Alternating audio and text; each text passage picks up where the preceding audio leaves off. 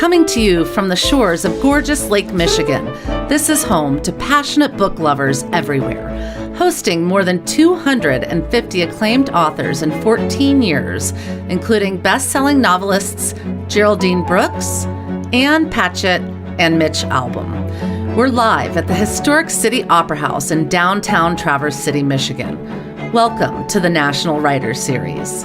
Tonight, a conversation with Barb McQuade, MSNBC analyst, law professor, and author of the searing best-selling book, Attack from Within: How Disinformation is Sabotaging America, with guest host John U. Bacon, a New York Times best-selling author and public speaker.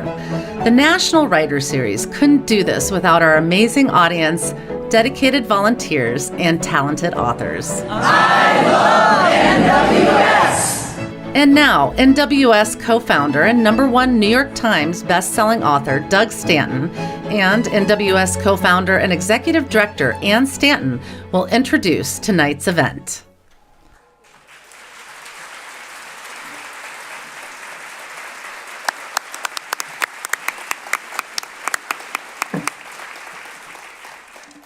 Welcome. My name is Doug Stanton. And I'm Ann, like Noelle just said, yeah. All right. The video is a new thing for us. We're getting used to it. So glad to see all of you here. Thank you for coming. We're going to have an exciting evening. If you don't know who we are, we're a year-round book festival. We're dedicated to conversations with authors and thinkers and filmmakers and artists that are surprising, informative, and we think, above all, we hope, entertaining. We're delighted to be in this beautiful City Opera House here on Front Street in Traverse City, Michigan, a stone's throw from Lake Michigan, with legal analyst, University of Michigan law professor, and author Barbara McQuade tonight, whose new book, Attack from Within, has hit #3 on the New York Times bestseller list. Congratulations, Barbara.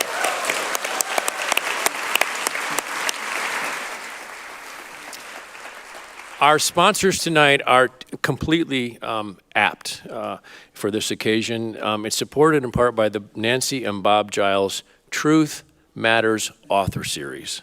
And a bit about this. A few years ago, former reporter and newspaper publisher Bob Giles published his important book, When Truth Mattered.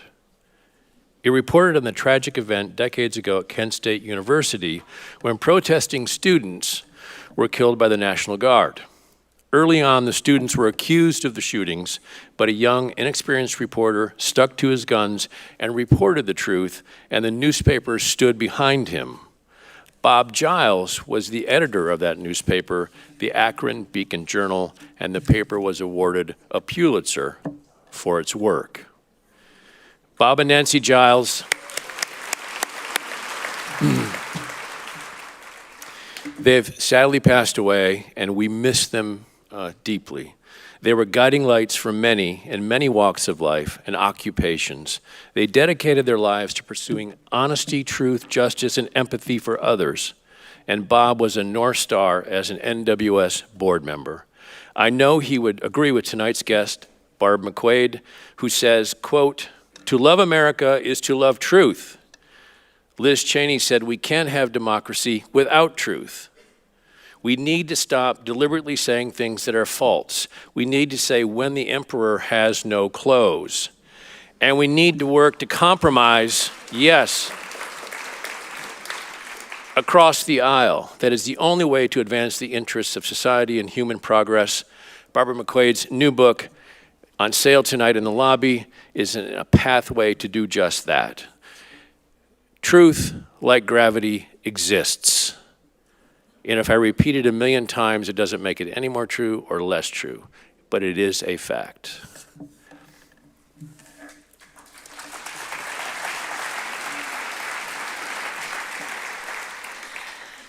Tonight we have a sold-out audience of 670. Thanks for coming. We have another 300 live streaming from 20 different states, and also a couple from Tasmania is beaming in.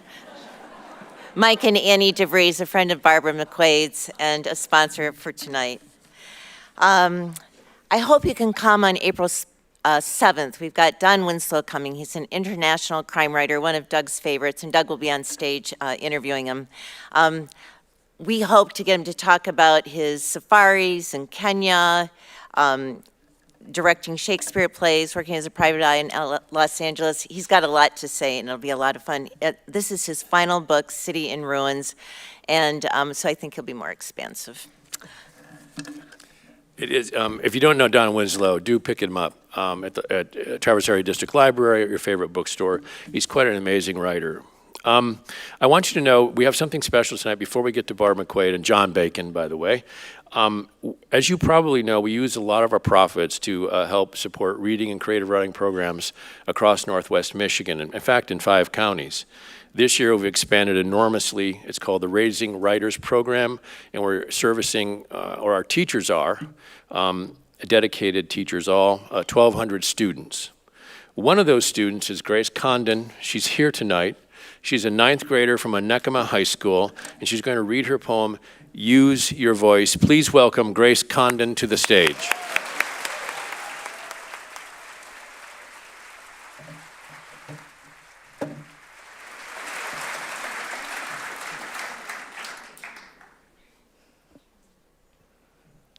Hello, I'm Grace, and I'll be reading my poem, Use Your Voice. Use your voice. Panic, stress, talk. Meeting someone new, talking alone. Walking, running, sprinting alone. It's hard to talk, your mouth runs dry. You don't know what to say, you're too shy. It's scary, you're sweating, you start to panic. You're counting down to yourself. 3, 2, 1. But you don't have the guts to speak out loud, only in your head where it's safe and sound. But you must try, you must speak. You know you have to, even if nobody's listening. It will only get more stressful if you keep it inside. So speak your voice. It deserves to be heard. Thank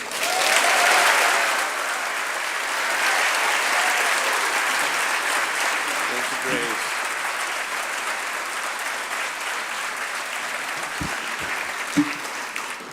Your presence here, as Grace Condon stands from Onekama High School, is incredibly important to her growth and our growth as a community as we learn to listen to each other. This is an experience that we believe is important in mentoring and modeling behavior that involves literacy and public speaking. So thank you so much for listening, and thank you, Grace.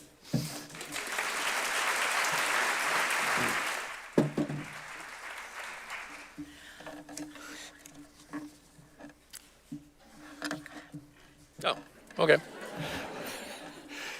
Our friend John Bacon is a New York Times bestselling author of 10 books on sports, business, health, and history, the last 6 of which are national bestsellers, including Bo's Lasting Lessons, End Zone, and The Great Halifax Explosion.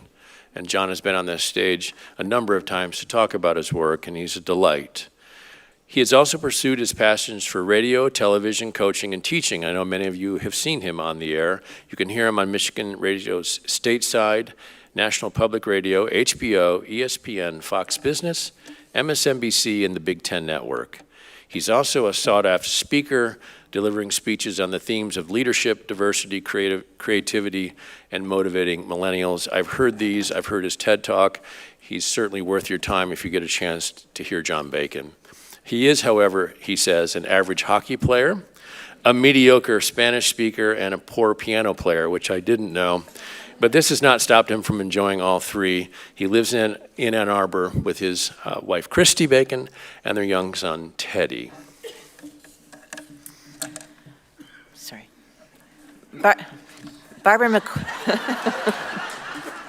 Well, okay, I'm not going to explain. Barbara McQuade is a professor at the University of Michigan Law School, her alma mater, and mine too, where she teaches just U of M, not the law school part.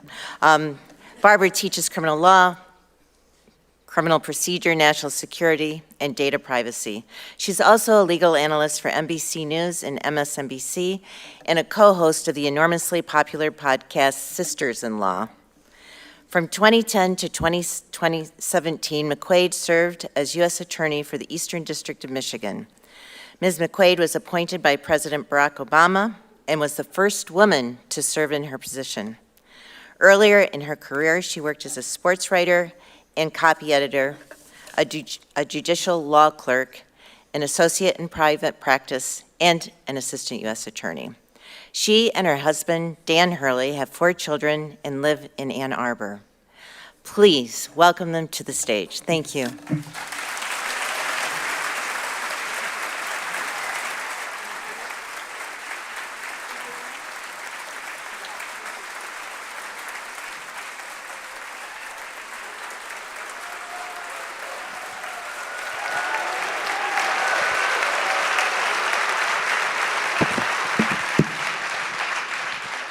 Home crowd tonight, Barb, not so bad. So thank you, Traverse City.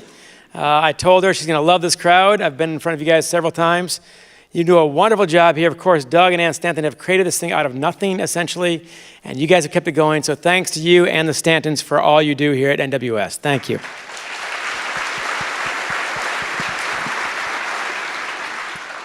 I believe the guest of honor you know. So Barbara McQuade will get into this bit by bit with her bio and then get into the work at hand. And then, of course, have plenty of time for Q&A, which she is particularly good at, you'll find. So it's a lot of fun. Congratulations, by the way. As Ann has already mentioned, your book is number 3 on the New York Times bestseller list.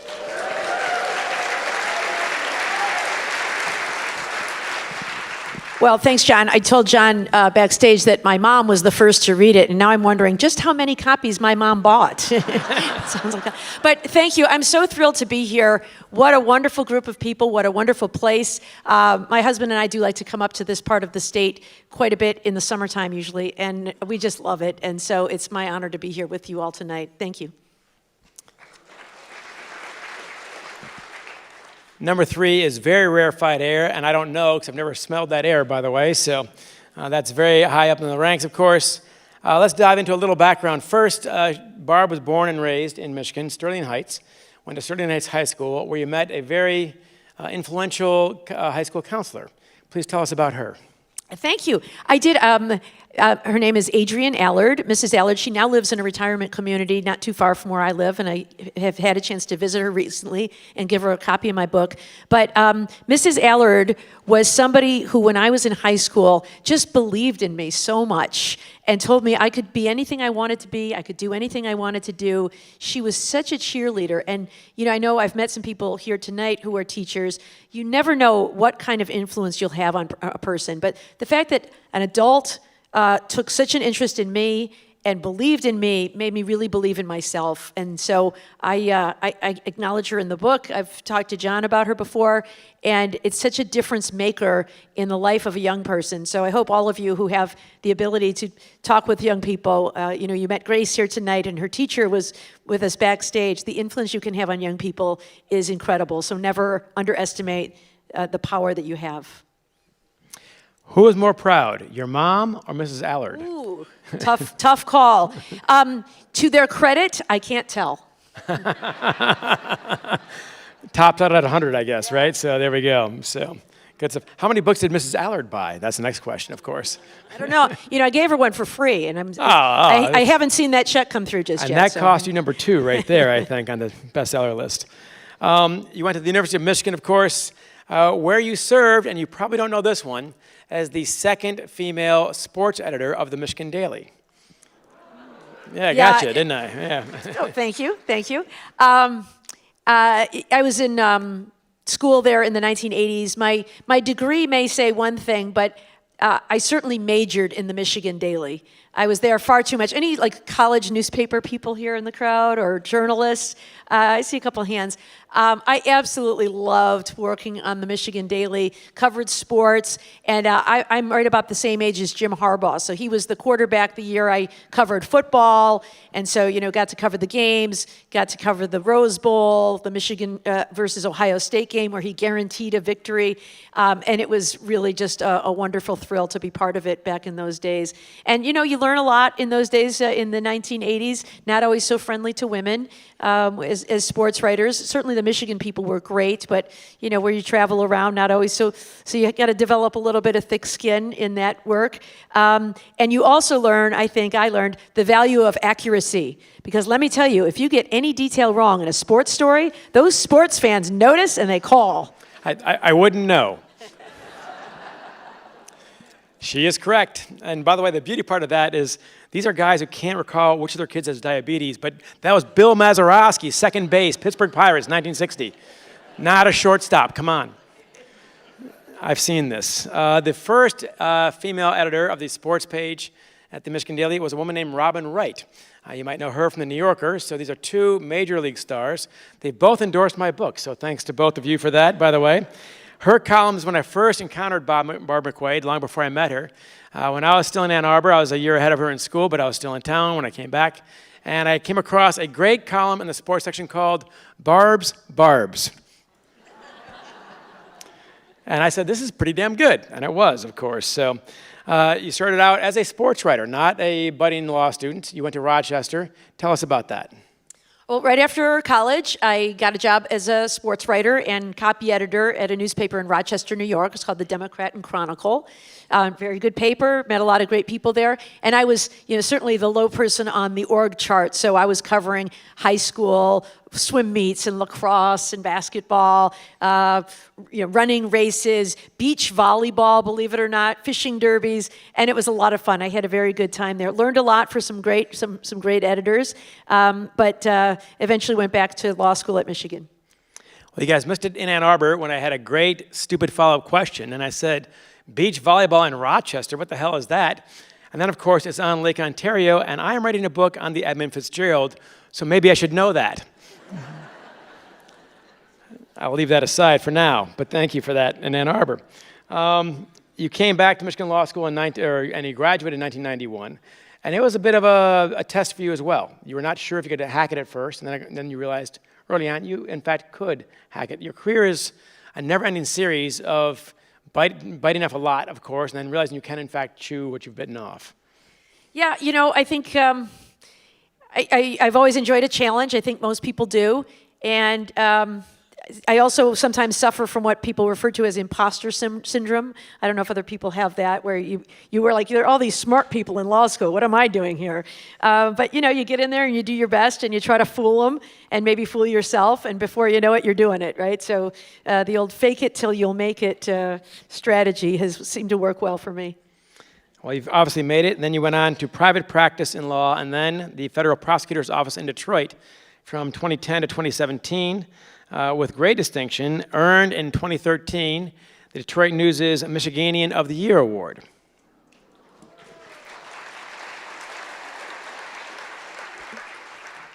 A shameless plug for my podcast, Let Them Lead by Bacon.com. I've had the great Barbara McQuade on. In the process, learned more about her than I would have otherwise, I think, including 3 lessons learned, 3 takeaways from that interview. 1, say yes to opportunities that others decline. Yeah, sometimes there are jobs that maybe are too hard, too messy, too ugly, too contentious. And, I was always willing to try anything. In the law, sometimes there were jobs that were, I always want to say, there's no job that's too big and no job that's too small to take on. I'm willing to try things, willing to do things. And by doing those things, and, you hope doing them well, people become aware of what you can do. And then from that usually comes other opportunities. And so I think sometimes you have to, stick your neck out there and raise your hand and say, I'll do it. I'll step up and do it. And, from that have come many opportunities. So I encourage young people that if, you think you're qualified to do something and you want to give it a try, people aren't going to tap you on the shoulder and ask you to do it unless you've stepped up and volunteered yourself to do some of the less glamorous, less enjoyable, less fraught jobs. And so if you raise your hand and step into the fray, you will find more opportunities than you maybe bargained for. Love that one, of course. It helps explain how you've done all the things that you've done. From one of your mentors in the law, the power of civility and collaboration, especially when those qualities are in short supply, as you may have discovered these days. Yeah, one of my great mentors in the law was a judge in Detroit named Bernard Friedman. My first job out of law school was as a law clerk for Judge Friedman. And he had a motto, which was, mountains never meet, but men do. And it was sort of a, what goes around comes around in life. So just be nice. It's not that hard. Just be nice. You're going to meet people that you've met again and again somewhere someday, and you don't know where. And so it doesn't cost anything to be nice. Be pleasant to people, and it will repay itself tenfold if you are just nice to people. And he would cite examples all the time of somebody would come up to him and, "Oh, Judge Friedman, do you remember me? You did this for me 10 years ago, 20 years ago." He's like, "I did," and would want to repay the favor. So it's not so hard to be nice. And I think, as you said, John, today there seems to be value in being mean or owning people or dunking on people. And I think we lose something as a society when that becomes what is rewarded or valued. I think what I value and reward is when people are just nice to you. I had a chance to meet a number of people in the lobby today, and they were all nice to me, and I really liked it. And I'll come back.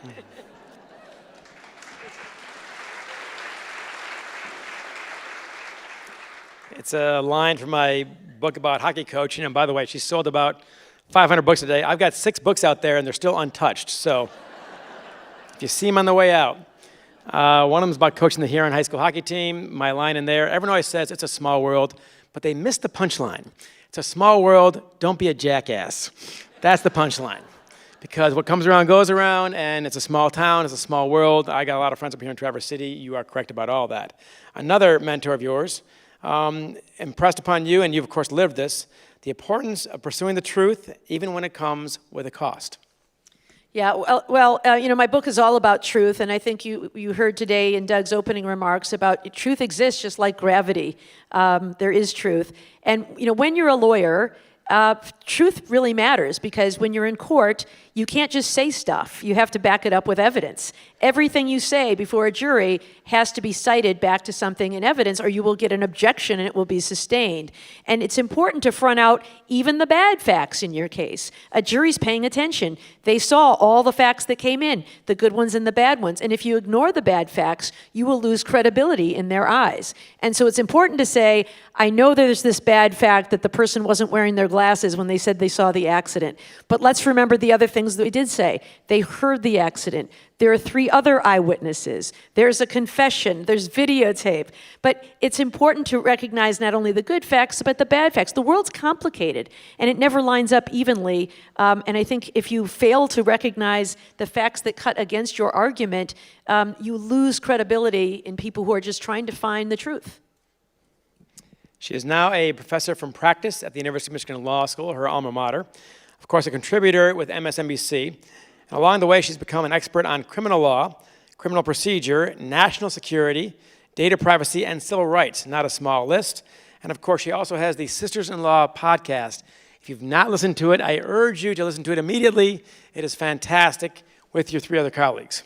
Yeah, thanks. It's a really fun thing to do. I know I met some people earlier tonight who told me they listened to the Sisters-in-Law podcast. All 4 of us are lawyers who do legal analysis for MSNBC. And this company called Politicon that puts together podcasts came to us and asked if we would like to do what we do on MSNBC, but in a deeper dive, which I really appreciate. Although I enjoy doing the MSNBC work, you really only get about 5 minutes to explain sometimes complicated things. And so the podcast gives us a chance to dig a little deeper. And so we record late every Friday afternoon, 3 or 4 o'clock every week. And I have come to really treasure our conversations. We have Jill Wine-Banks, who was a Watergate prosecutor. I learned so much from her. Joyce Vance, who was a U.S. attorney in Alabama when I was a U.S. attorney in Detroit, and Kimberly Atkins-Storr, who's now a columnist for the Boston Globe, and as she calls herself, a recovering lawyer. But we enjoy, it's great because we often have very different perspectives on the legal news of the week, and so I really enjoy talking to them to help process it. So she is a professor at Michigan and a very good one. She is running her own podcast, of course, also public events you've had in New York and elsewhere, sold-out events with the Sisters-in-Law. Also raising with her husband 4 kids, for crying out loud. And then on the side, what the heck, let's write a book.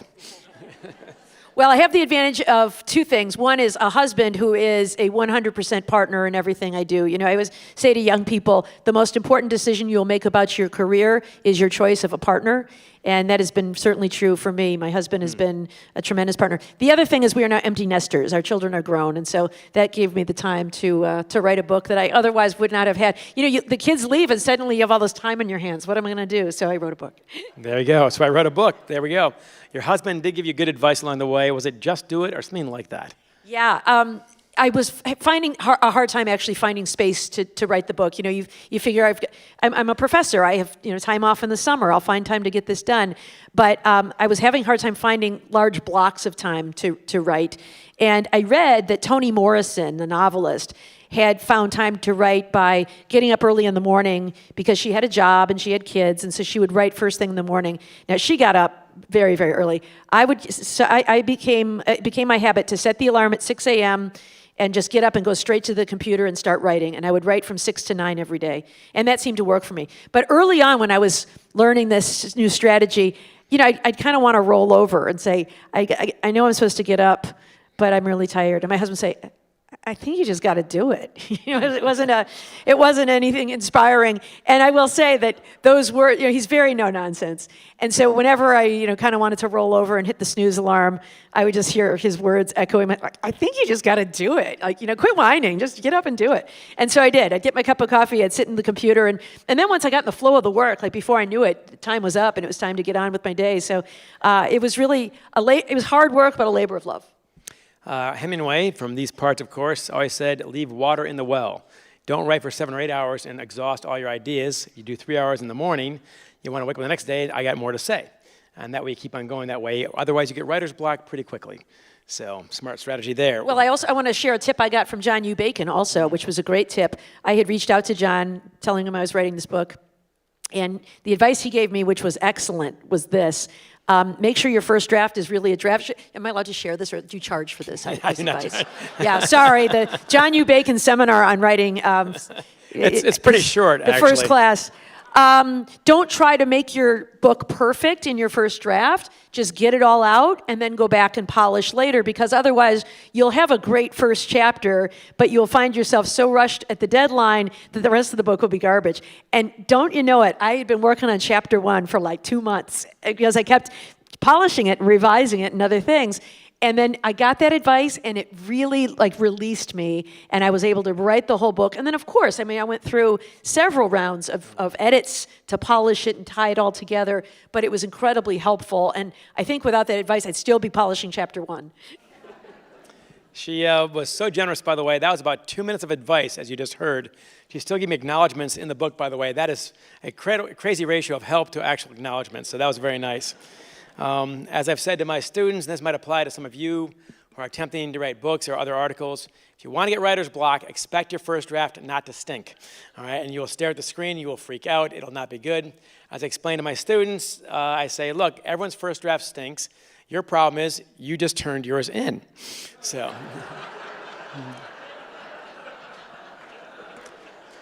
there's your C. If you'd like to revise it, come see me, and I always allowed that. So, but anyway, what inspired you to write this book? Well, I think it is shock at where we are in this political moment. I know talking with some of you, you feel the same thing that I do, which is what happened to our society. What happened to our commitment to facts and truth? In a democracy of self-governance, we certainly will have lots of different opinions and ideas about what's the best policy, but we've got to agree on what certain facts are. And so I was really curious about it. I have been, my background is a national security prosecutor. I worked in national security at the U.S. Attorney's Office, and then I have been teaching national security at Michigan Law School since 2017. And so I have learned about disinformation as a threat to national security.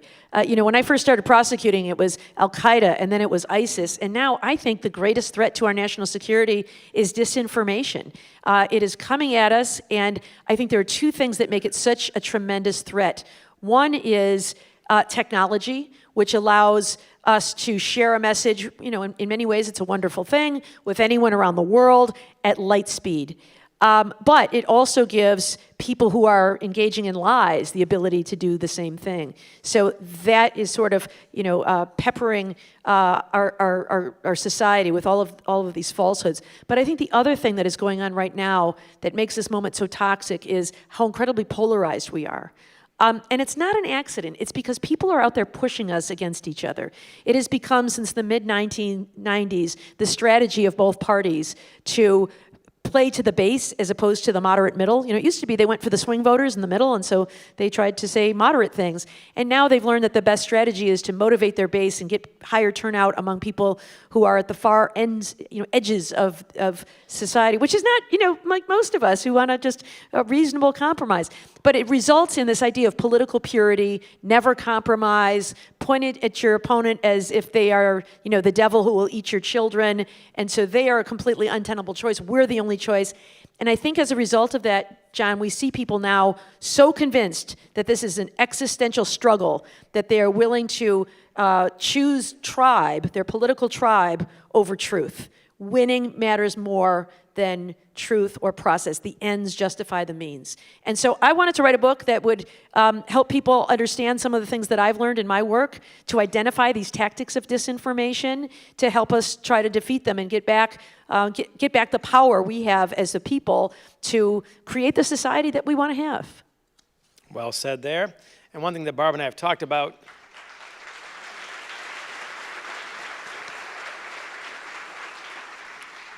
that does not, we have a mutual interest, of course, in sports.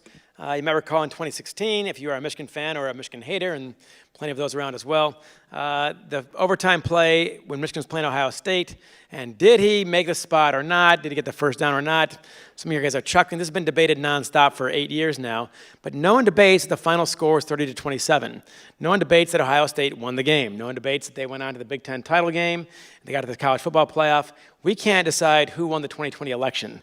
And that's a scary place to be when we cannot agree on the facts or climate science or whatever else is going on. That's a whole different world, as you point out. You also had a trip, by the way, to Normandy, which impacted you deeply, I believe. Yeah, so the book is dedicated to the 9,000 service members who lost their lives at Normandy. I took a trip there with my son a couple of years ago. And anybody here ever been to Normandy, to the beaches there where the landing was? But what really stuck with me was the cemetery, the American cemetery there at Normandy, where there are 9,000 crosses and stars of David for the service members who died. And, there'll be inscriptions of who they were, and you can do the math pretty quickly. Even I can do the math and conclude that they were, 20 years old or 19 years old, or, younger than my own children. And to think that, there are people lying about their age just so they could be there because they cared so deeply about defending our democracy from fascism and to push back all of the horrible things that were being done in Germany. They wanted to fight for democracy and were proud to do that and willing to sacrifice their lives for that. And we can't even tell the truth to protect our democracy. I mean, it disgusts me, but it inspired me to see what I saw there. And so I dedicated my book to the service members who lost their lives there so that their sacrifices will not have been in vain, that we can reclaim our democracy.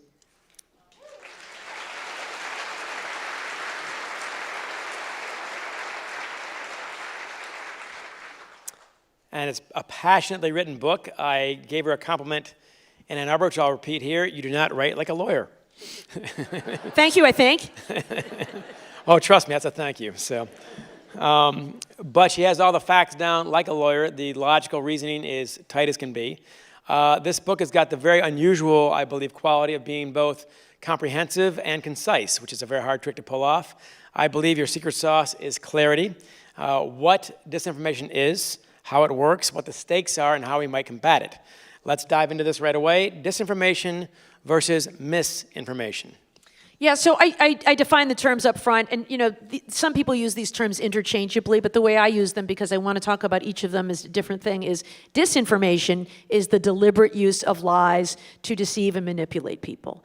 Misinformation is kind of its unwitting cousin when someone hears something that is false and passes it on in good faith, believing it to be true. I'll tell you an example of a time when I engaged in misinformation. As John said, I'm a sports fan, and I once read something online that said, Patrick Mahomes, the star quarterback, had said he would refuse to take another snap with the Kansas City Chiefs until they changed their name to something that was not offensive to Native Americans. That, wow, putting his money where his mouth is, that's big. So I retweeted that right away and got that out there. And then later in the day, I was talking to my husband and my son and said, did you guys see that story about Patrick Mahomes? What do you think about that? And they said, what story? What are you talking about? Well, you haven't heard Patrick Mahomes? And I told them the story. I'm like, I don't know. You sure that's true? He said, of course it's true. I read it on Twitter. There. Oh, so I went back and I looked for the tweet and I found it and I said, see, it's right here. It's from ESPN. Sprott Center. Oh. So it wasn't Sports Center, it was Sprott Center, and it was a fake. So I took down my post, but I had fallen for it because, when our emotions get the better of our logic and we aren't thinking and we aren't looking for a second source, all of us can really be very susceptible to misinformation. And in that way, we exponentially amplify this disinformation. Very true. More recently, of course, Thursday night, Katie Britt, the senator from... so you haven't heard this one, have you? I'll explain. Okay, this is a very informed crowd we have here. Professor McQuade. Yay.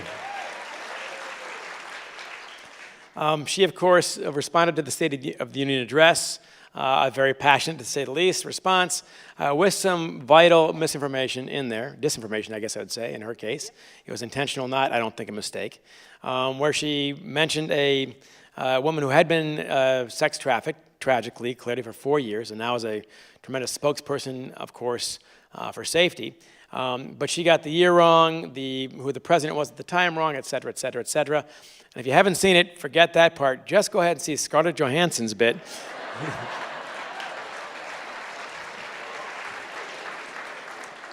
Which, frankly, isn't that different. But that is obviously a current case. We've talked about previous cases. Let's address that one before we move on. Yeah, but John, it would be awfully performative to do that. Performative. Sorry, I'm not as good as Scarlett Johansson. Yeah, I reread, after learning that what she said was not accurate, I went back and reread her words. And what she says is literally true, but it creates a very misleading impression. I see. She says, I went down to the border right after I was elected, and I met this woman who had been trafficked, and she tells her whole story, and she said, and that's why Joe Biden's immigration policies are a disgrace, that this could happen, not in a third world country, but in the United States. And so she suggested, I think any reasonable listener would assume, that this had happened recently in the United States as a result of Joe Biden's policies, when in fact they'd happened years earlier. And so it is exploiting people. It is assuming that people are not going to look deeply into the details. Now, to her great misfortune, somebody did, and that's great, because that's what we need to do to get past these tricks of manipulation. Trying to create this. Certainly we have problems at the border, no doubt, to be sure, but using that fear and using it to suggest that the policies of the current administration are, the floodgates are open and everybody is being harmed and injured and trafficking is rampant, it just does no benefit to anybody. And so there are facts. We should look at them. We should try to resolve with some common sense legislation at the border. But instead, I see this issue as being used as a wedge to drive people apart and for people to gain political advantage rather than actually solving problems.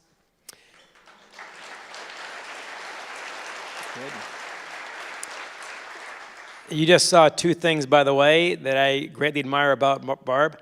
Her intellectual honesty, where she pointed out that Katie Britt did not actually say what she's accused of saying, and her ability to address nuance, which is basically eradicated in the current era. So that's also a pleasure. And I have to say also, a number of Republican leaders have come out and said that her response was not helpful, for a number of reasons, of course, so that has been addressed. Diving in, you point out that disinformation is not something new, that Lao Tzu himself in 5th century BC complained about this. This is not a new phenomenon, but it has gained a lot of speed in our era. Please explain why. Yeah, so, the idea of propaganda or deception goes back, the Trojan horse I mentioned in my book. Certainly the strongman leaders of the 20th century, like Mussolini and Hitler and others, used a lot of these same tricks, and we really see a lot of the same tactics being used. But I do think now we see this ability to reach more people through social media. It is instantaneous. Each of those leaders took advantage of new forums, of radio, of television, of the printing press, and other ways to reach more people. And social media is now reaching more people than ever before. And the thing about social media that can be so deceptive is the idea that people can post things without using their own name. They can pretend to be someone they're not. Do you know that one of my favorite New Yorker cartoons where the two dogs are sitting in front of the computer and one says, "On the internet, nobody knows you're a dog." Remember that one? You know that one? That's a good one. That one and How About Never is never good for you. That's my other favorite. I like that one. But it's true. In Robert Mueller's report about the 2016 election and Russian interference, a lot of people think of that as being only about what Donald Trump did or didn't do. But aside from that, what it's really about is Russia. And it talks about Russian disinformation and their efforts to sow discord in American society. And I think they've been wildly successful in their efforts. And they created all kinds of social media, fake accounts designed to look like Americans, and they would bombard us with messages for months and months and months leading up to the election. And there are fake accounts that people began to follow, like one called Blacktivist that looked like a very mainstream black political activist, another called United Muslims of America, Coal Miners of America, Tennessee GOP, Heart of Texas. And so whatever group you might affiliate with, there were these fake social media accounts, and people started following them and say, "Oh yeah, Blacktivist, I like what he has to say. They're all pretty, common sense things. I agree with a lot of things he says. I'm going to go on there and read what he has to say today." But then as the election approached, some of the messaging got a little more out there, like Blacktivist saying to people, "Hillary Clinton has never done anything for us. We should send her a message that we are not to be ignored and we should stay home on election day." How many people read that thinking like, "Oh, that's Blacktivist. He says a lot of really interesting, smart things. I'm going to follow him." Same with Heart of Texas, started pushing the idea of seceding from the Union. And do you know that actually showed up in their state Republican platform, secession from the Union? I mean, when people normalize these ideas that first sound kind of crazy, but more and more people are talking about them, they sound a little less crazy. And so I believe it is because the internet has no regulation whatsoever. It is wide open. It has given us this opportunity for people to manipulate us. And I think there are people who take advantage of it. I mean, certainly, I'm not being political in the sense of Republican versus Democrat. I respect everybody's political views. But Donald Trump is a liar, and I think we just need to say that out loud.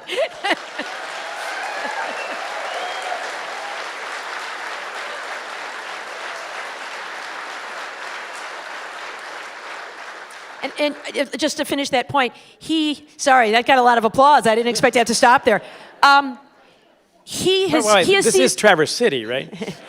He has seized us on this idea, though, that people care more about tribe than truth. And so if as he said, I could shoot someone on Fifth Avenue and not lose any votes because I have cultivated this following and people share my identity, share my vision for America. I can say whatever I want. I can get away with whatever I want, and people will support me because they support that idea.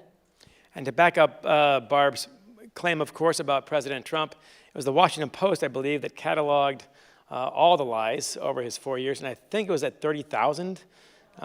It was some poor guy had that job. Think about that for a second. And while we're on it, this is a new topic for us, the use of euphemism has been incredibly strong in the media. This is our field, or our former field in many ways. Things like baseless accusations that are not nearly strong enough to actually express what is happening. No, that is a falsehood, and a falsehood is a lie. We are sometimes very wimpy, I think, about actually calling what these things are. So I've seen a lot of that. But anyway, moving on from there, how it works. The Authoritarians playbook in 5 parts. So again, I draw some parallels between authoritarians in history like Hitler and Mussolini and their propaganda tricks and some of the things we're seeing today. And I really believe that the mastermind behind this on the MAGA portion of the Republican Party is Steve Bannon. I think he has studied I think he has studied history and he has learned the tricks, and Donald Trump is very good at utilizing them, as well as other far-right politicians. But, again, it's not a left or right, it's not a Republican or Democratic debate, because in any hands, these tools could be used to sow division in society and to gain power. But just some of them. One of them is declinism, to try to persuade the people this is the worst time in our history. Our nation is going downhill. It is all bad. Everything is bad. American carnage, right? I mean, it's the same thing that Hitler talked about after World War I. Shame. People are laughing at us around the world. Our once great country has fallen into a terrible abyss, and I'm the only one who can get us out of this. And so, that shame, that declinism is something that we've seen in history and we see again. The idea of fear. Fear is real, and during changing times in society is a time when people feel the most fear.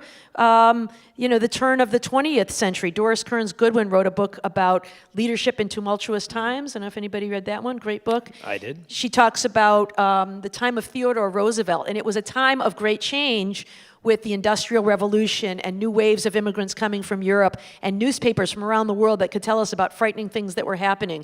And she said, in the wrong hands, we could have really made a turn for the worse at that time. But Theodore Roosevelt took that moment that could otherwise be very fearful and brought in optimism and opportunity and potential, and said, this is a great opportunity for us to do all kinds of things for great prosperity. Let's utilize it. Let's have child labor laws. We don't need kids to work anymore. We've got all these immigrants coming over, and we've automated a lot of processes. Let's get kids out of that. Let's get people living out of the slums and tenements and living in nicer places. We can do that now with our prosperity.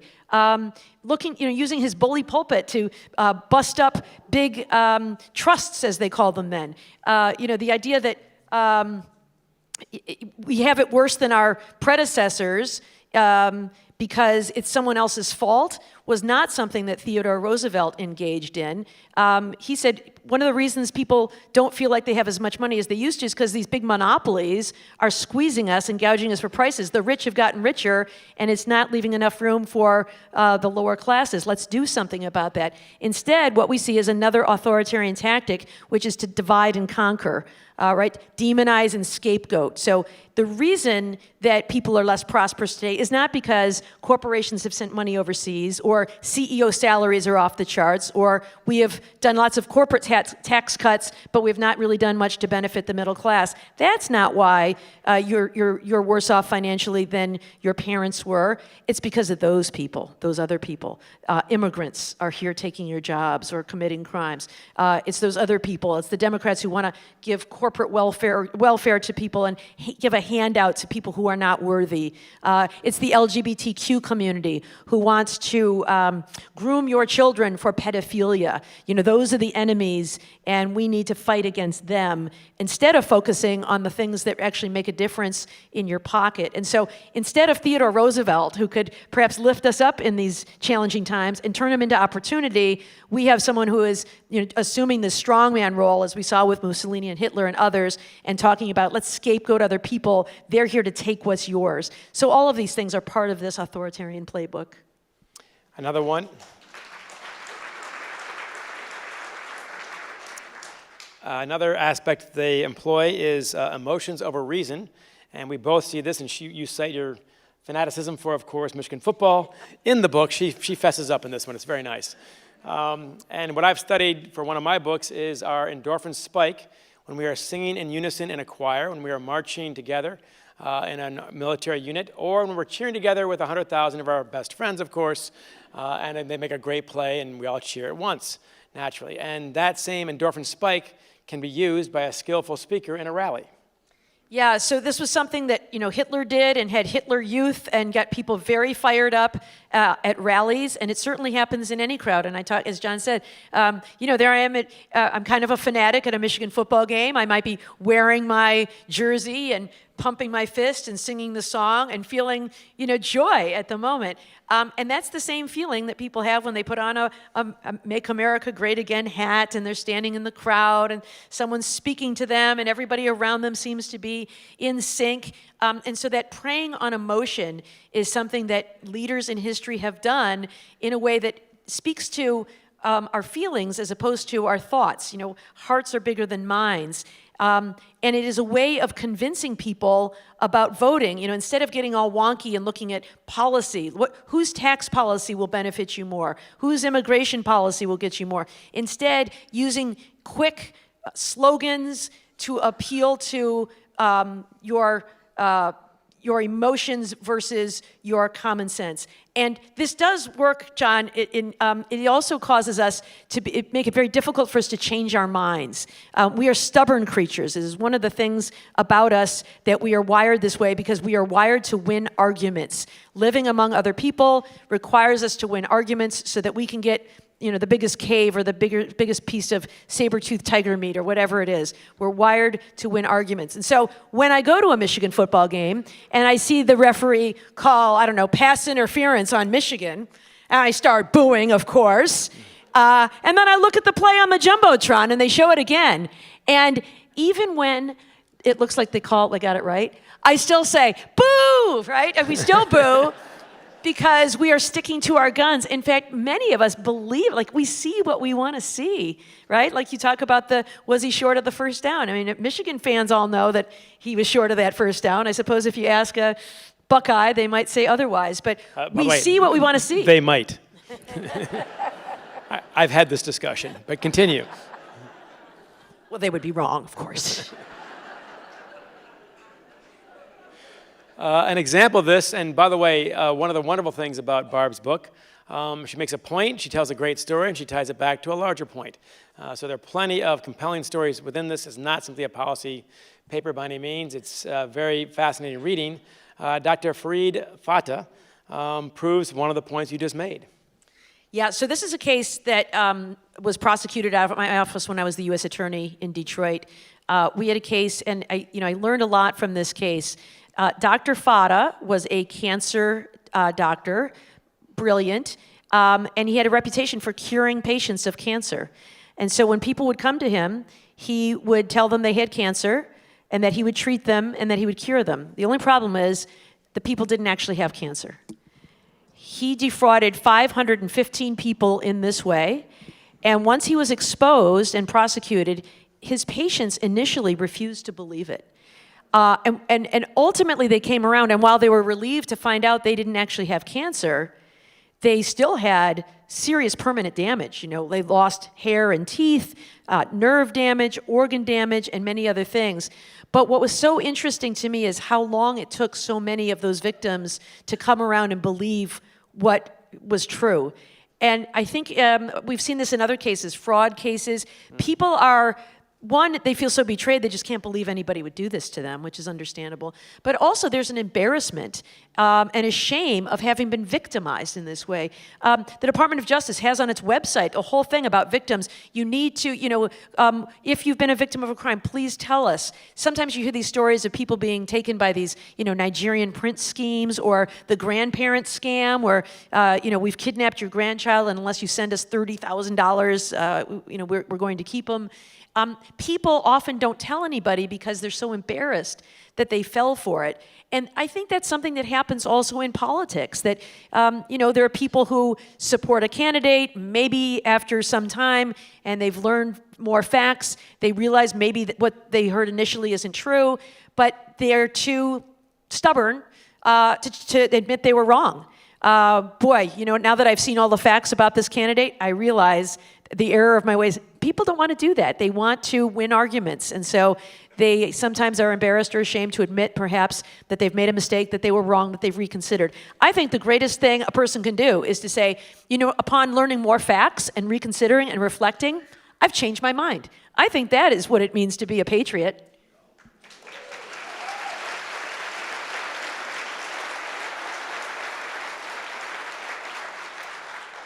Another strategy used by would-be authoritarians is squashing all opposition, whether it's the media, bureaucrats, the courts, or even protesters themselves. Explain that one, please.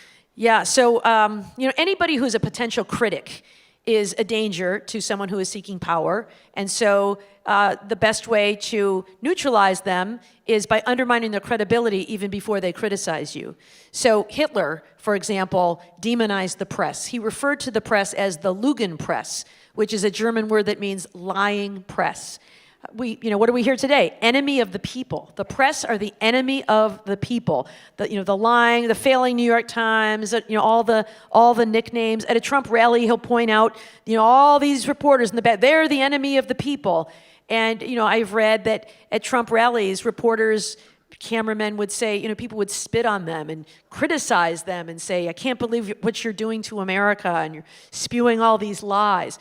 And the reason you do that, of course, is so that when they report something that is unfavorable, you can say, well, there they go again. They don't want you to know the truth. They're all part of this global elite controlled by Jewish people, George Soros, and they just want to tell you one story. And so if you can undermine the press, then you can completely neutralize them. Same with the courts. We've seen Donald Trump going after judges who are presiding over his cases. Why does he do that? So that he can say, well, the outcome, of course, was all rigged. So in New York, the Manhattan Attorney General case that sued him for fraud, for defrauding in his business practices, he went after that judge every day before there was even a decision.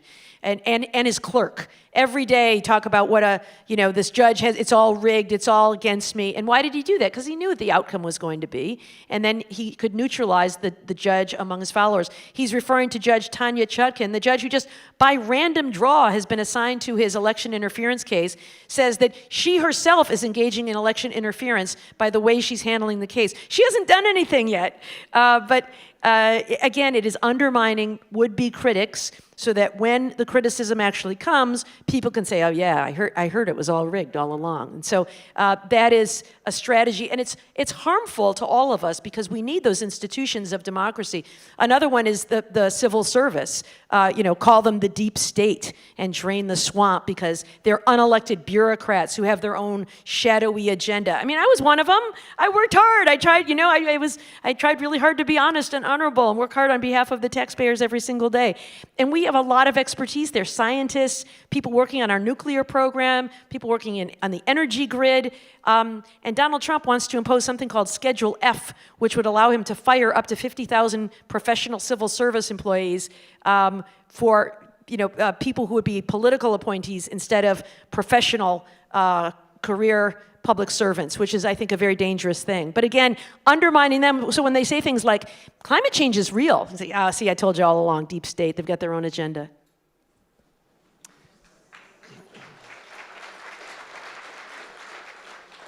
We've also talked about stoking violence. Yeah, so normalizing violence is a really dangerous thing. There's a great historian named Ruth Ben-Ghiat. If anybody's read, she's got a great book called Strong Men that I cite quite a bit in my book, and I have become a big fan of her work. And she talks about normalizing violence. And people who demand law and order, I'm a former prosecutor. I think law and order is a pretty great thing. But it becomes a weapon to use against other, that I want to make those people suffer. And so Hitler used this in Germany. Of course, he framed Jewish people as the source of all evil. They're the reasons that we are economically disadvantaged. They're stealing all our money. They've set up all the systems to benefit them, and in so demonizing them. And then, making them scrub the streets, and people would jeer at them because it was this idea of normalizing other people as other and as less than. And I think that's something that we see today with protesters and immigrants and other kinds of things. Donald Trump at his rallies would say, don't be too nice, and if anybody gets arrested, I'll pay your legal bills. Wow, did you see him rough up that guy? I don't know who he is. He was speaking out as a heckler, but he didn't seem like an American, and good job getting him out of here. He told the police when you're arresting people, that was when he said, don't be so nice. You see him on put the head down, would it kill you to rough him up a little bit? This idea of normalizing violence. And then he'll say, I'm just joking. Well, it's not really very funny. But every time it gets said, according to Ruth Ben-Ghiat, it becomes a little more acceptable, a little more normal. You got to fight. You got to take our country back. And so when you see things like a man breaking into Nancy Pelosi's home with a hammer and attacking her husband, or men in Michigan plotting to kidnap our governor because they're angry about her shutdown orders, or people storming the Capitol on January 6th, when someone says these things to people, it doesn't just give them license, it also almost makes them feel compelled that they have a duty to respond in this way, to take the law into their own hands and exercise their power to achieve the goal of the leader. And so I think this idea of normalizing violence is really concerning to me. It is what drives the militia movement. It is what drives some of the extreme views on the Second Amendment, that it permits assault weapons, which is just crazy. But I worry that as time goes on and as this far-right extremist group becomes smaller and smaller, and it will, then the way people will respond to policies and candidates they dislike is through violence. Thank you.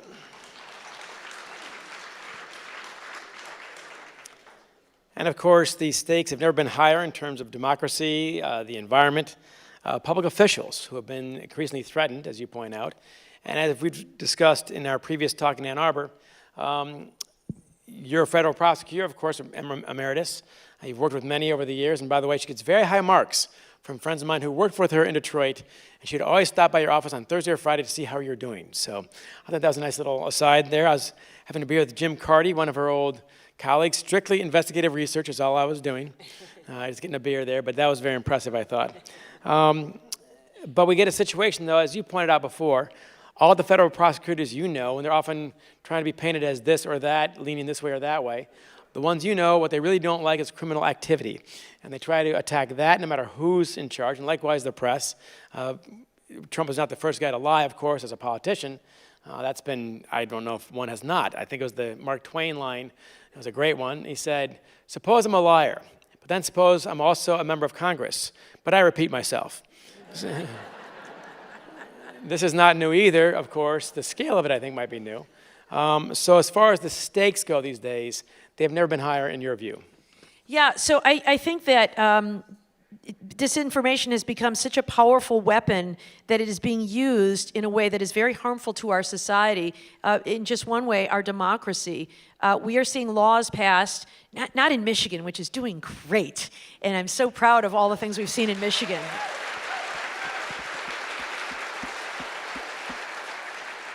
And by that I mean some of the changes we've had to make voting more accessible, and the Citizens Redistricting Commission that has ended gerrymandering in Michigan. I mean, really great democracy stuff. Anybody here work for Voters Not Politicians? Nice, seeing some hands. Thank you. How about a round of applause for them?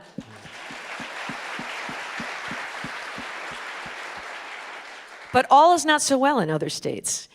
In many other states, laws are being passed making it harder to vote.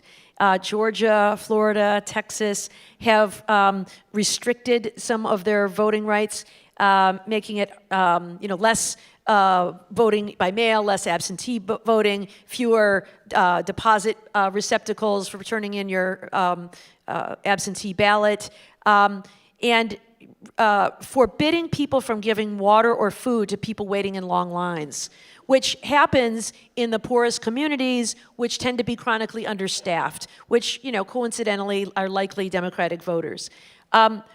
Governor Brian Kemp, who was very strong in standing up to Donald Trump when he tried to accuse Georgia of fraud in the 2020 election, nonetheless, he signed this bill making it harder for people to vote. And he said the reason why, even though the 2020 election was fair, accurate, and the most secure in history, he was signing that bill to stop all the fraud. I mean, which is it, man? And so I worry that all this disinformation is being used as a pretext to make it harder for people to vote. If you can't win an election, how do you do it? Well, you cheat. You make it harder for your opponent to cast their ballots. I'm very pleased that in Michigan, I see what happens at the campus of the University of Michigan. Our Secretary of State, Jocelyn Benson, sets up a satellite Secretary of State office at the University of Michigan Museum of Art. and has students registering there and voting there and making it easier for people to vote. I mean, if it's a democracy, we should get everybody out and have people voting. And so these voter suppression laws, I worry, are having a very harmful effect on democracy. Next one, the hardest one perhaps, and that is, what are some solutions you suggest? Well, I guess I have a whole chapter on solutions. Most of them are not original to me, but I read books and articles and reports and studies and compiled what I thought were some of the most impressive, likely to succeed, and implementable that I could find. And I guess for purposes of our talk here, I'll just divide them into two categories. Some are things that we need to do from the government level, and others are things that we can do as individuals. So from the government level, all of this disinformation that's online can be very tricky, and I think it's tricky to even regulate social media because of our treasured rights under the First Amendment. And there are those who exploit that freedom, call everything they don't like, any rule they don't like, censorship. But I think that we can regulate social media without running afoul of the First Amendment by regulating not the content, but the algorithms. So the algorithms, are those computer programs, they're the code. I'm not a coder by any means, but they're the things that tell the programs what to do and how to sort our searches and the things that come into our feeds on social media. There was a whistleblower named Frances Haugen, who was a former data scientist at Facebook, who went and testified before Congress about what Facebook was doing. And she said they wrote algorithms, computer programs, that were designed to push up to the top of your feed content that was designed to generate outrage.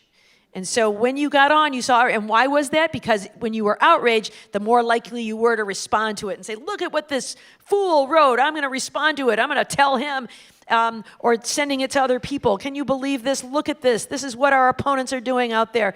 This is what these bad people who think differently from me are doing. And people would stay online, which meant more eyeballs on the ads and more money for Facebook. So in an effort to squeeze profits out of their product, they were deliberately creating outrage. Why couldn't we regulate those algorithms to say either you can't do that or to require disclosure of the algorithms, so at least if we're being manipulated, we know it. You know that saying, if you don't know what the product is, it's probably you? That's definitely true on social media. I think another thing we could do from a government perspective is rein in the way we finance campaigns. So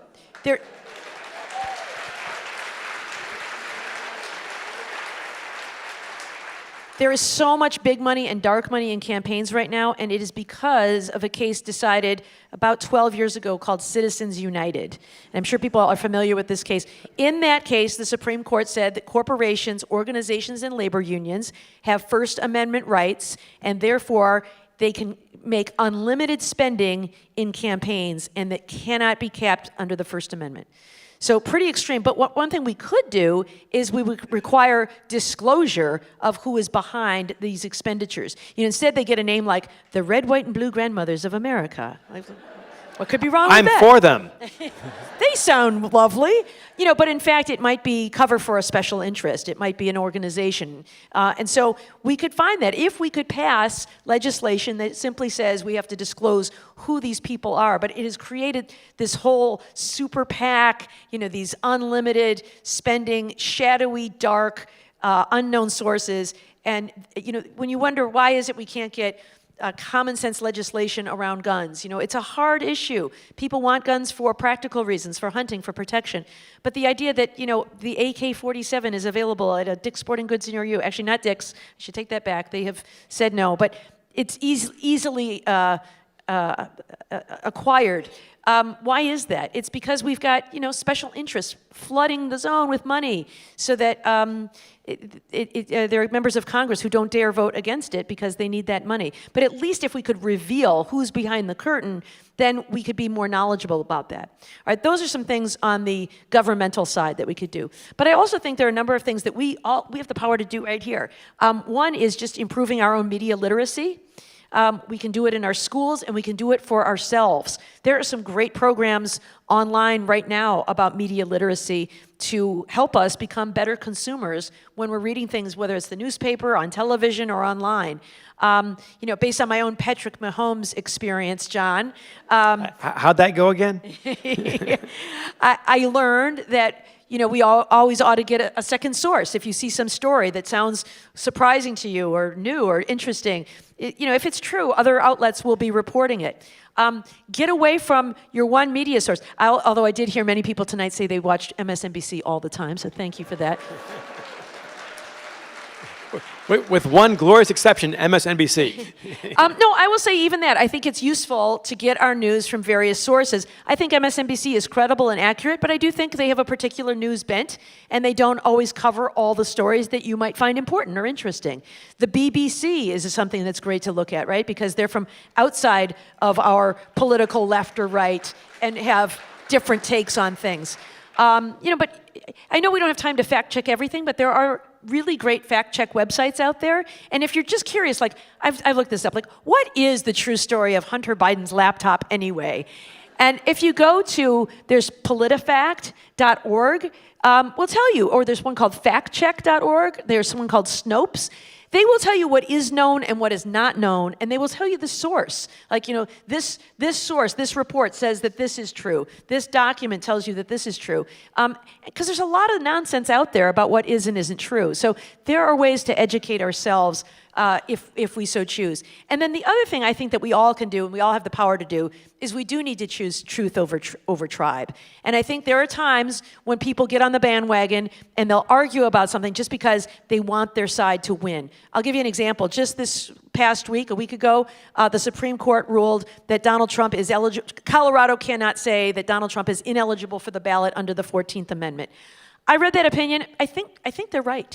But I heard so many people I know who so despise Donald Trump that they just can't see straight. Like, oh, the court's in the bag for him. How could they possibly find that? That's wrong. The language says that he's barred. How can it be? But it's got a lot of moving parts. It's a really hard issue. And the opinion they wrote actually sounds quite sound to me, that, it's Congress that gets to decide this, not a state. And they didn't decide the merits. They decided it on this procedural issue. It actually sounds about right to me.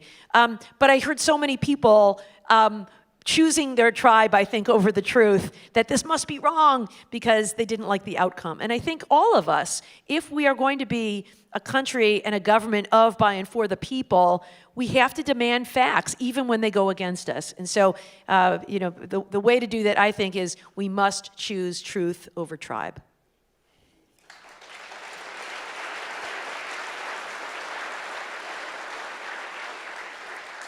We're going to now put up the lights a little bit and take on your questions, please. So please walk on up. We have microphones at the end of each of these aisles. So please come on down and stand up if you can.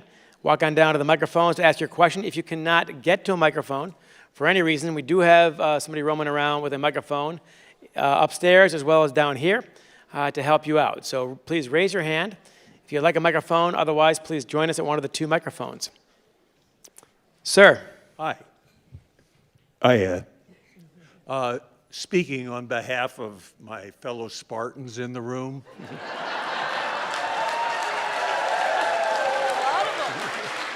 We are absolutely delighted that at least a handful of Wolverines are living supremely purposeful lives. My question has to do with this issue of literacy. As a former public educator, do you sense any movement to make it a high school requirement to have some kind of formal exposure to this kind of thing that seems so pervasive and so can be so detrimental to all of us on all sides of the spectrum? Could you speak more to that? Do you see any movement to that effect? Thank you. Yes. Thank you for your question, and thank you for such a kind reception from so many Spartans tonight. Nice to know. We're all Michiganders tonight. We come in peace, by the way. I hope that was clear. I think that's such a good question. I'm going to note this. I shared this with some other people earlier tonight. It's so interesting to me that I've been giving a number of talks now, and I often, chat with people. What do you do? Teachers, lawyers, and government employees seem to be the most people who are coming out to these talks, and it's really gratifying to me because I so value what they do. But I think this is a group that cares a lot about truth and facts, so it's very interesting.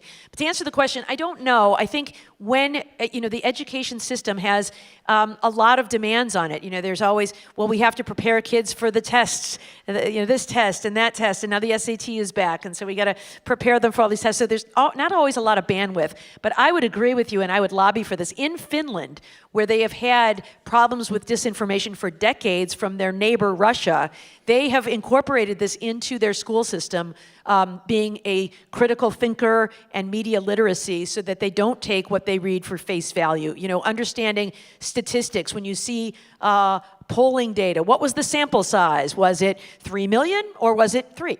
Right, that matters. Or causation versus correlation, and understanding the difference between that. I think it's so critically important. And I'll tell you something else that I think is super important is civics education.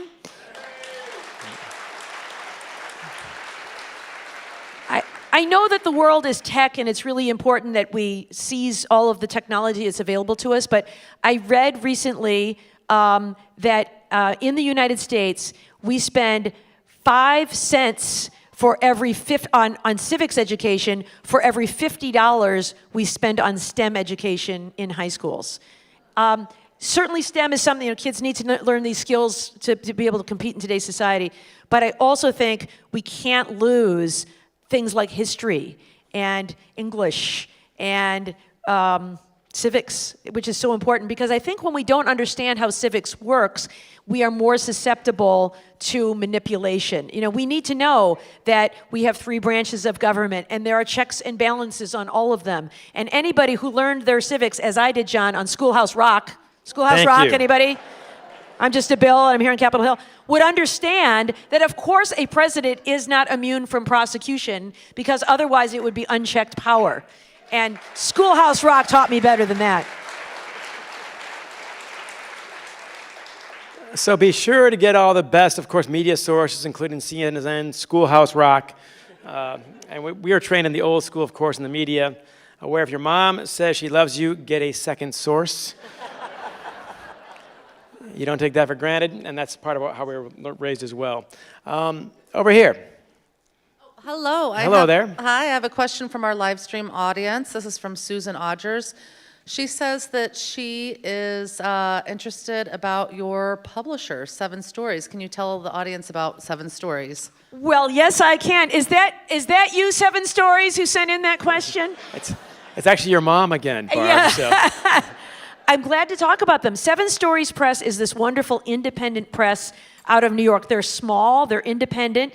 A lot of their books are, they consider themselves, radical leftist in some ways, but they have some wonderful books.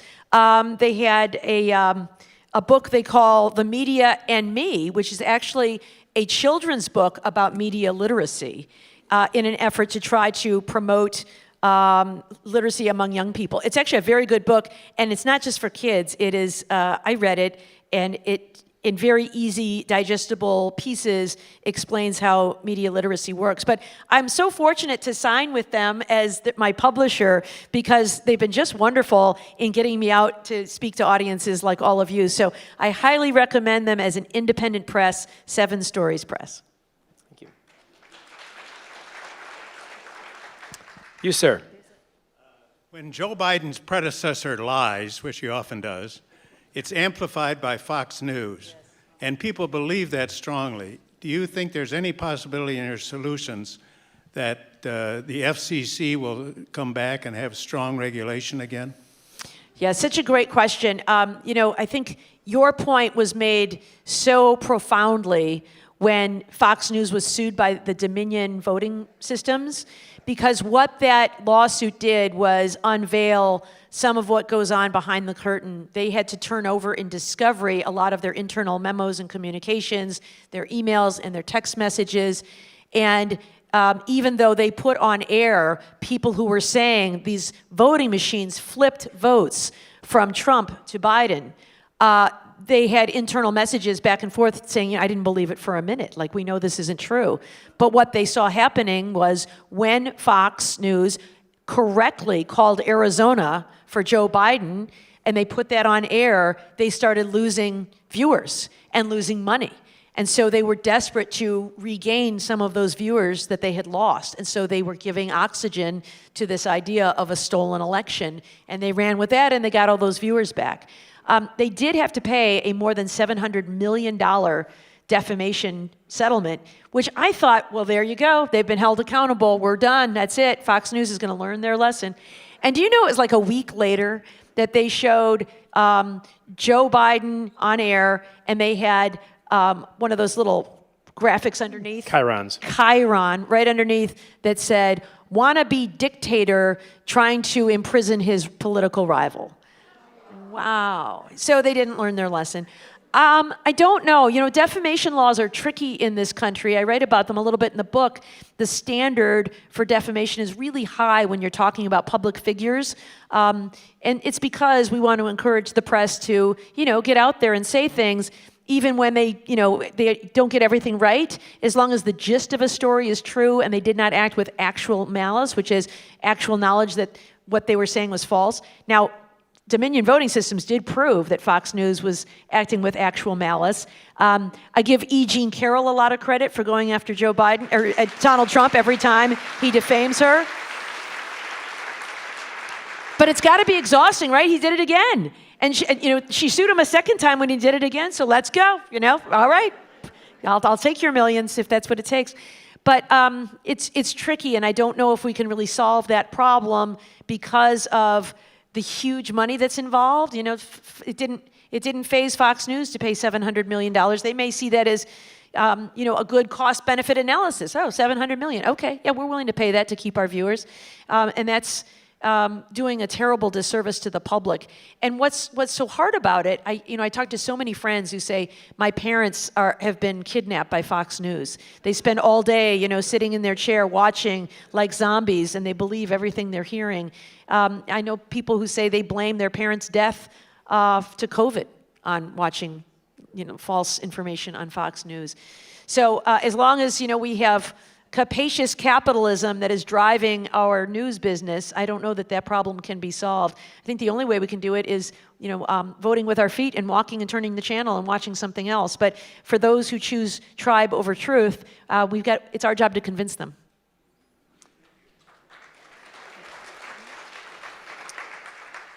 Let's go to the balcony. And by the way, I see Keith Gave in the back. Keith, how the heck are you, pal? Former Detroit Red Wings writer, of course, for the Detroit Free Press, my former rival. How you doing, pal? There you go. See, we can do this, people. We can do this. Not me. And a question, I have a couple questions, but I decided to go with a harder one, perhaps related to the previous. So I'm totally on board with the concept of truth over tribe. It makes sense. And what I used to do when we'd ever look at information, it was always go to the source and try to understand really what's going on. And here we're kind of stuck in a situation of where if you go to the source, some of those sources make things up, right? So that doesn't actually help. But more so, in contrast to the case I had when it was in our vested interest to understand the truth, how do we persuade people to look for the truth when they have no real interest in looking for the truth? So that, I'm happy being a member of the tribe, right? Go ahead, sorry. Yeah, that's a challenge. I think the way that we persuade people is not by browbeating them. I don't think we can persuade people by telling them they're wrong or they're dumb or they're fools. Believe me, I've tried it. It doesn't work. I think that we have to show curiosity. I think curiosity is contagious, and ask people, what makes you think that? How do you know that? Because I think people don't want to be anybody's fool. I think that if you ask them, what makes you say that, they'll say things like, everybody on Facebook is saying so. Well, what's the basis for it? What's the source of it? What's the evidence for it? And I go back to my time as a prosecutor where you can't just say stuff. You have to have a basis for it. You've got to have a document or an object or an eyewitness to be able to rely on it, that it was true. And so I think just asking people, what is your evidence? What is your source? Let's find it together. I think that trying to reach commonality and reminding people we have more in common than we have difference is what matters the most. I think one of the things that really exacerbated our problem of polarization, in addition to politicians really trying to drive wedges between us and Russia trying to drive wedges between us, is our time in COVID. Because we were all locked down in our homes and only living in our little bubbles. And so the only people we talked to and communicated with were our like-minded friends and neighbors and family members.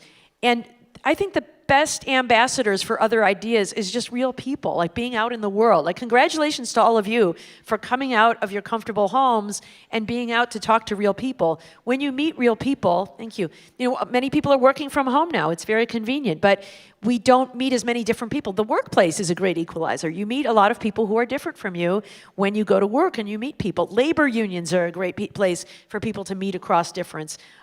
There's a great book by Robert Putnam called Bowling Alone, and he talks about, he actually blamed television on the fact that we weren't going out as much and meeting as many people. We weren't joining bowling leagues. But it's getting out there. Faith communities are shrinking. Whatever it is you do, volunteering. I met a lot of people tonight who volunteer here. That's great. Volunteer and get out and meet real people out in the world and share ideas, because I think when we are together, we realize we have more in common than we have differences, and it becomes harder to demonize. And talking with people about real issues, I think that's how we come together as a society, instead of the latest zinger that you spewed online that may get a lot of likes and shares, but it doesn't really add to advancing society.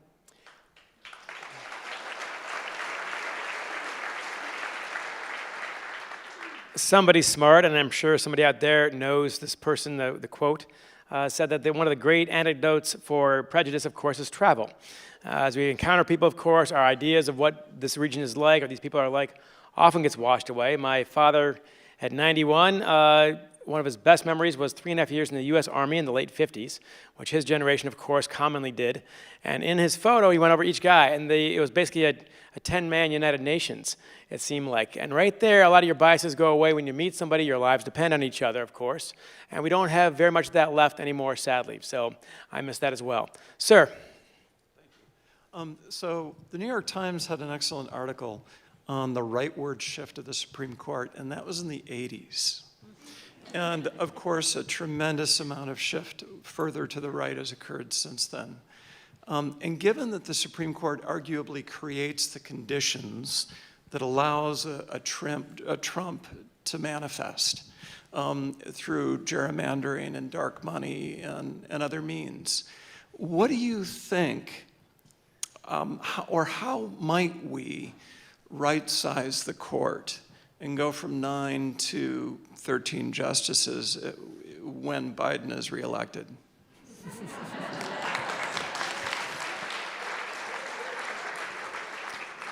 So, great question about the court. We have 9 justices on the Supreme Court, and now it's been a pretty reliable 6-3 split with 6 conservatives and 3 progressives on the court. And we frequently see this 6-3 decision on, in many cases that don't get a lot of press. They're actually, 9-0, a lot of cases. But the ones that focus on some of the most controversial issues in society often go 9-0. And before I answer your question about the court and right-sizing it, I do want to point this out, which is, I think the court is a great institution, and I think that I don't want to undermine our courts by suggesting that they're political, because I don't think they are, but I do think the court is conservative, which is different from, favoring one candidate over another or one particular policy over another. But I do think that the 6 conservative justices do have a worldview about making government smaller and reducing taxes and some other kinds of things like that. And one thing, Chief Justice Roberts famously said at his confirmation hearings that a good judge just calls balls and strikes. I just call them as I see them. I am not, leaning in favor of one team or the other team. I'm doing my best to decide them. And that may be true. But one thing the Supreme Court does is it chooses its own cases. And so umpires aren't out there choosing, I'm at the Yankees to play every day against, who's the worst team in baseball these days, John? It was recently the Detroit Tigers, I believe. But not anymore. Can I say the Pistons? Does that work? Yeah, all or right. not? Yeah, the Yankees have to play the Pistons every day.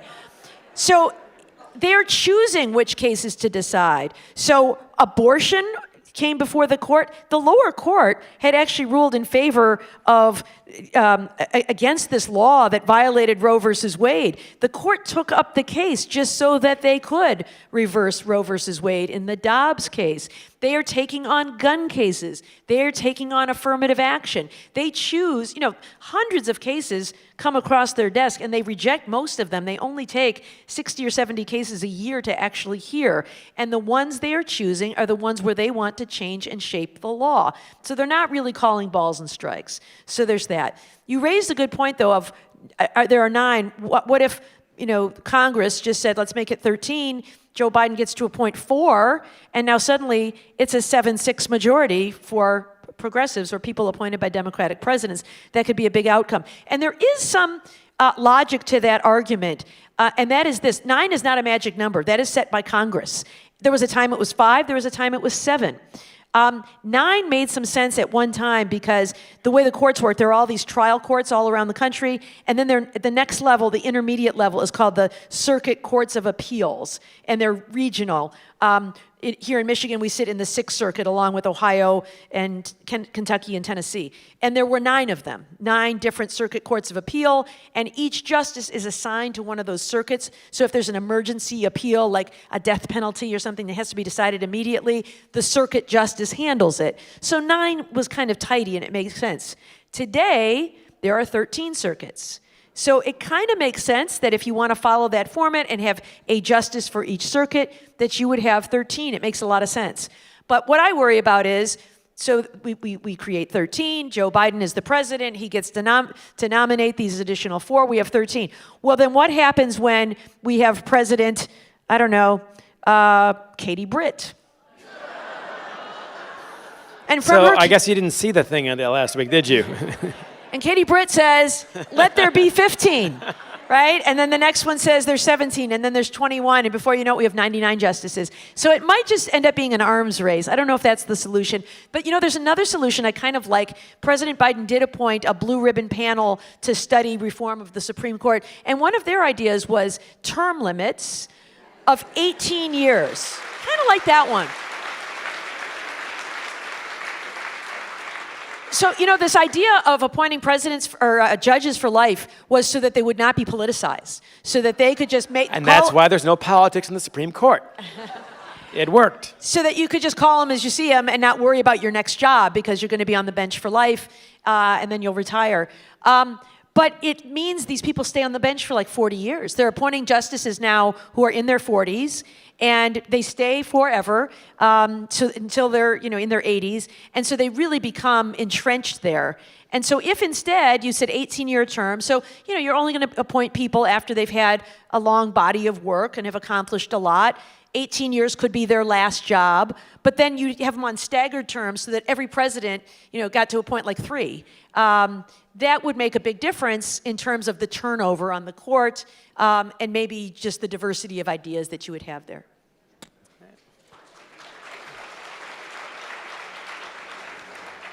Let's go to the balcony. Thank you, John. My name's Todd. I am also a Michigan law grad, and I have a son who is as well. You may not be aware that Bacon was a Michigan law admittee, and he turned it down. Actually, she is aware because I told that story last week briefly. I went to Michigan Law School for 5 minutes. That's an accurate account, by the way. So that is, I think, the fastest dropout of all time, and thank you. We also have a Jim Harbaugh thing in common because I was involved in the end zone story with which John has written about.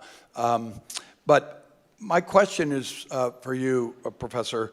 So if you're familiar with Lukianoff and Haidt's work, The Coddling of the American Mind, and their talk about what our current college students are dealing with on campus and all the emotional problems they're experiencing. And If you believe that, as I do as a centrist, that we've got to come back together as a country to save the country, what responsibility do people like yourself have to help facilitate that? Most of your jokes have been at the expense of one party versus another. I'm a little disappointed by that because I think people with your level of education and platform have a responsibility to signal to the rest of us that it's time as a centrist to call out the far right and the far left and bring this country back to, the bulk of us are in the 2 standard deviations around the mean, and we never hear that expressed anymore.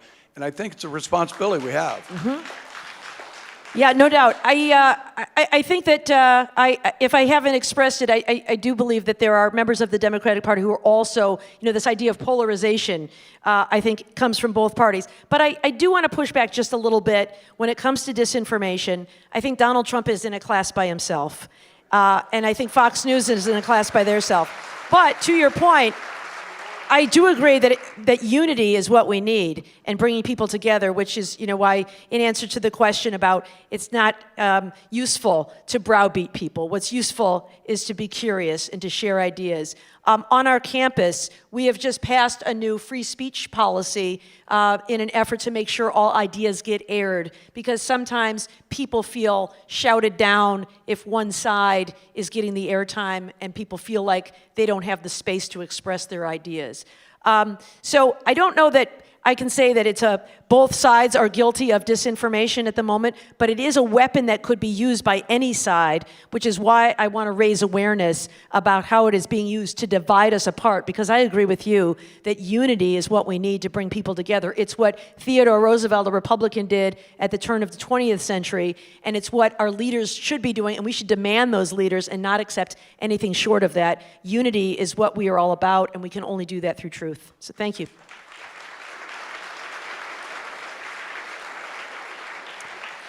Sir? Hello, I hope you both are having fun because this is a real treat for all of us tonight. The disinformation bit really snuck up on me. I was naive 5, 6, 7, 8 years ago as to how well it would take and how pervasive it was, how it would influence people. And you did a wonderful job of explicating that. I used to think when someone would say something kind of crazy to me or kooky, I'd say, what? Where'd you get that? And then I didn't realize that there was this whole side of the internet that was thoroughly entertaining that and propagating it. And your evidence enlightened me more to that. But when I realized that was happening, I still thought, how can they be even considering this? What's going on? And then I remembered a little book by Eric Hoffer called The True Believer, and what kind of people would jump on the bandwagon and join causes and identify with someone that they could relate to, that they perceived could be a winner. And if that person won, then they were winners. So I'm wondering if you were familiar with that. I'm talking to the individual psychological side of the group phenomenon. Mm-hmm. So I guess that's what I'd like you to see if you could speak to a little bit. Yep. And the other thing, to see the fear of that disinformation. My mother-in-law, bless her heart, I loved her dearly, when we were talking about the southern border and immigrants and illegals, as they're not to be called, people who come in illegally, rather, I saw the fear in her eyes. She was in her 80s, and I saw the real fear that they were going to materially harm her relatively soon. So that drove home that it was real, because she was a reasonable person, maybe listening to some of the wrong sources too much. But it's that individual impact that becomes the collective group thing that we have now. So. Yeah, I've got a chapter in the book on why these tactics work on us. So I did a lot of reading on these sort of cognitive biases we all have. And it's so interesting because, to me, how can this work? How can people think that a COVID vaccine will make you magnetic, for example? And that was one of the, falsehoods that was put out there. There was nothing short of a miracle when we came up with a COVID vaccine. And it was actually Donald Trump who, pushed it. And they called it, what do they call it? Operation Warp Speed. It was phenomenal. And yet, I think in this effort to downplay the pandemic and suggest that the economy would be good and other kinds of things. We got caught up in this whole web of lies about things. But there are a few of these cognitive biases I'll talk about. One is confirmation bias. If we believe something, we will see facts that are consistent with that belief, and we will ignore facts that are inconsistent with that belief. I learned about confirmation bias in law enforcement because one of the worst things you can do as an investigator is to reach a conclusion and then try to develop evidence that supports that conclusion. And it is the recipe for false accusations every time. You have to set aside your biases, collect facts, even those that might go against any thoughts that you might have. But that is the way that people get charged with crimes they did not commit, is someone in good faith develops a theory and then starts collecting all the evidence consistent with that theory and ignores all of the other stuff. And so that is a problem. And that's what happens, I think, when we've got a set of beliefs, especially when you've got someone like Donald Trump who drapes himself in patriotic symbols. And so we think, well, I'm a patriot, I like the flag, I like those things. And so we fall prey to those things because we want to believe the things the person we identify with is saying. So that's confirmation bias. Another is conspiracy theories. We are wired to believe in conspiracy theories. You wonder, how can people believe that Elvis is alive in Kalamazoo? Or the JFK Jr. is alive and is going to be the running mate of Donald Trump. I mean, there are all kinds of these conspiracy theories out there. And why is it? We are trained, our brains are trained to identify patterns. It's why we often have implicit biases, because we've seen certain things before, they're ingrained in our memories, and that's how our brains work. If we see storm clouds gathering, we know that means it might rain really hard. I better get the livestock in because I've seen that thing before. But it makes us very susceptible to conspiracy theories, some of us more than others. And so when somebody tells us that it's all part of a plan, we don't want to believe that things just happen randomly and that stuff happens. We tend to believe that it is, oh my gosh, it all makes sense now. I'm starting to see the patterns. This really is just a vast conspiracy designed to pull things together. And so it makes some of us susceptible to things. And then because people know that, they manipulate us with repetition. If we say stop the steal enough times, we're going to believe that the election really was stolen. And so there are people who prey on those cognitive weaknesses that we all have. All right. We're going to go to the lightning round now. We have 3 more questions and 1 upstairs. I'll get to that shortly. So you've been waiting very patiently. Please proceed. It's a pleasure to be here to see both of you. My question is, I'm from a small town. I grew up in Ludington. Love Ludington, love that lighthouse. One of the most beautiful places on earth, and I had an idyllic childhood. But I grew up with a very liberal family in a very conservative town. I grew up with a very green and white family in a very maize and blue town. And which was harder? Depends on what decade we were in. But I'm very used to trying to find the common ground because I don't want to lose the family and friends that are part of who I am. But one of the reasons I admire you so much, Barbara, is because I watch MSNBC pretty religiously, and you and many of the other women there are very measured when you talk about very emotional topics.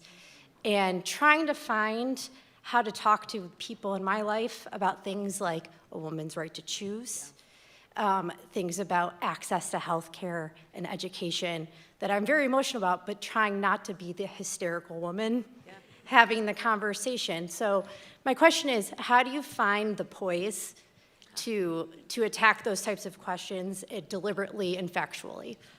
Yeah, thank you. That's a great question, and I appreciate that.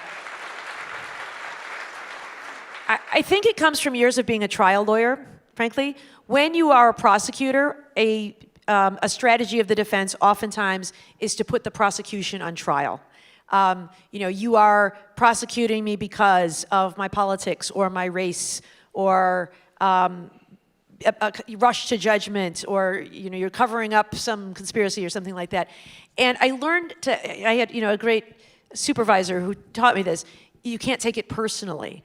They are not, it has nothing to, even though they're accusing you of awful things, it's not about you. Any other prosecutor who is standing there would get these same accusations.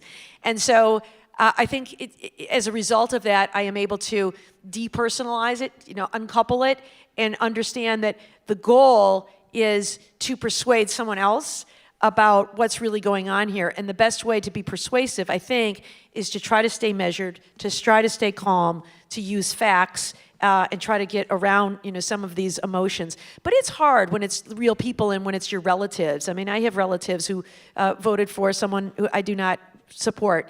And, it doesn't help to criticize them, insult them, browbeat them. I think, the best way to get there is to share stories, to share examples. I know when it comes to, choice and healthcare, so often framing it as a health issue can be so valuable. I think one of the things about this moment that has been useful is hearing the stories of, how these rules affect real people. And some of those have been eye-opening to people. And so, if you want people to change their minds, you have to create a safe space for them to do that and let them know that you're not going to be punished or criticized or laughed at if you change your mind.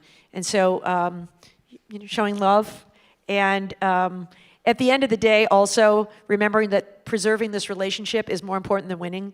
And so even if your loved one isn't going to come around to your way of thinking, that you still have a lot to love them about, even if they drive you crazy with some of their views.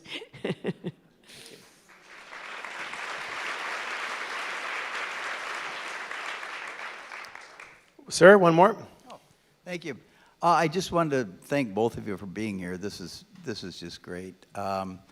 One of the things I've been doing recently is trying to finish up the January issue of Atlantic magazine that has a number of articles that basically talk about what is the world going to be like if Trump wins a second term. It's pretty dark. But one of the themes that I've seen and I've heard is, I've heard your coworker Rachel Maddow say, by the end of November, Trump will either be in jail or he'll be president for life. How difficult from a legal perspective, or how easy would that be for him to do? Yeah, I don't know about the president for life thing, but I do worry that he could dismantle some really important things we have in our government. The one I mentioned earlier was this, he called it Schedule F to the Civil Service Act. Schedule F is the one that it actually got implemented at the end of the Trump administration, but only at the very end, and President Biden immediately revoked it. But this was the one that said, that it redefined a category of employees from career civil service who could be fired only for cause to at-will political appointees, some 50,000 people. And that includes people who work for the EPA and the Centers for Disease Control, the things that handle so much important stuff in our country. And the idea that you would have political actors there as opposed to, scientists and doctors and people who've spent their careers studying these things, I think is a very frightening proposition. I think it is one that would genuinely harm our country and our standing in the world. So I don't know that we could get Donald Trump as a president for life. We still have the provision in the Constitution that limits a president to 2 terms. Requiring that, to change that requires, sorry? Yeah, 3/4 of the states and 2/3 of the it's hard to imagine, even with the gerrymandering that we have, that we could accomplish that quickly. But I do worry that over time, if you enable stolen elections and gerrymandering of elections, you could slowly build enough power so that 38 states care about one agenda and you have enough election deniers in positions of influence that could control things. So I don't know if it could happen by November, but I do think it could send us on a long-term path in that direction. And so that's why it's so important, I think, to reclaim our power through truth.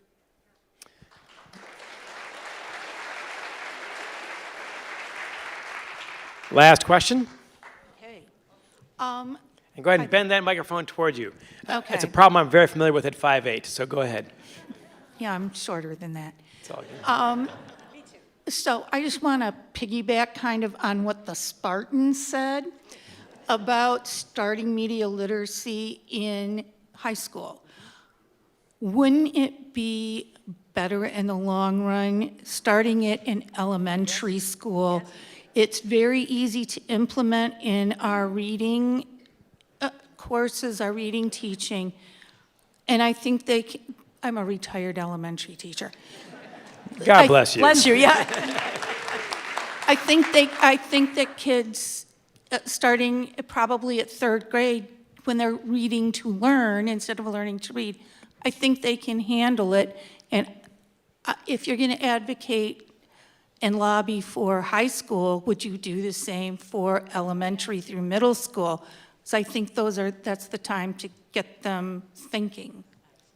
Yeah, amen. I think that's a great idea. I don't think you can start too young with impressing upon people truth. You know, out of the mouths of babes, kids are taught, I hope, today that the difference between right and wrong and truth and lies, and there is such a thing. I think one of the goals of, the Steve Bannon strategy of flood the zone with garbage is to destroy the very concept of truth. In Putin's Russia, there is this idea of, I'm going to tell you conflicting stories every day, so you don't know what the truth is. And in fact, at some point, you believe truth is for suckers. I am just going to vote for the person who will deliver to me what I want, which is prosperity and power.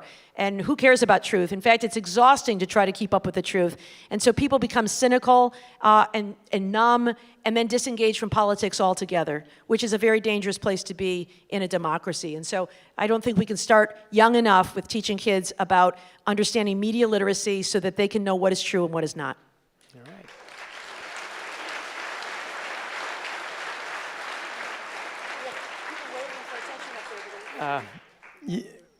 One more? Yes. Okay, lightning round. Fire it up. Is it on? You have 10 seconds. Just kidding. Okay. Go green. Cut that. Oh, you didn't waste it. Good for you. Okay, no.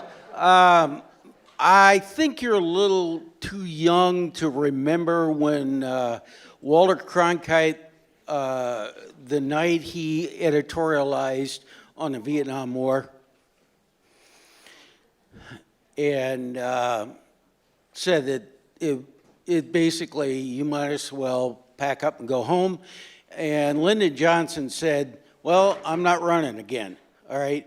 There are many of us who have been trained in areas that are, that intersect the law and can read decisions and understand them.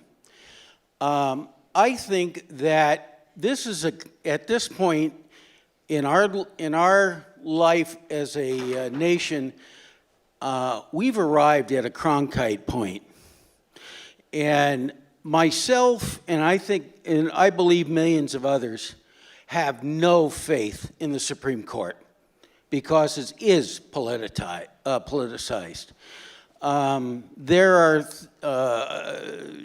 Thomas has done things that would have got me fired and then indicted.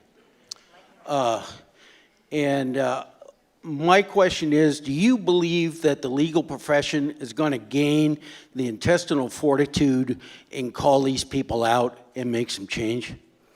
Yeah, the court is a tricky one because of the appointments for life. We talked about some ideas for reform, maybe 18-year terms so that people will eventually have to move on. They did one very modest thing in response to public outrage, which was they implemented an ethics code, although it is not yet enforceable, so it's missing some teeth. It's a good idea, though, huh? It is a good idea. And, one of the things they've hidden behind is this idea that Congress cannot tell us what to do because we are our own branch of government. But they're missing one important phrase there, co-equal. And Congress absolutely can legislate and tell the courts what to do, big picture. They can't tell them how to decide any one case, but they set their salaries. They decide that they are 9. They fund their building. They fund their security. They could certainly tell them, this is an ethics code, hire an inspector general, and enforce that code. And so there's no reason that can't be done. So far, the court and the justices themselves have really pushed back against that. But I think with enough public pressure, we the people have the power to make that so.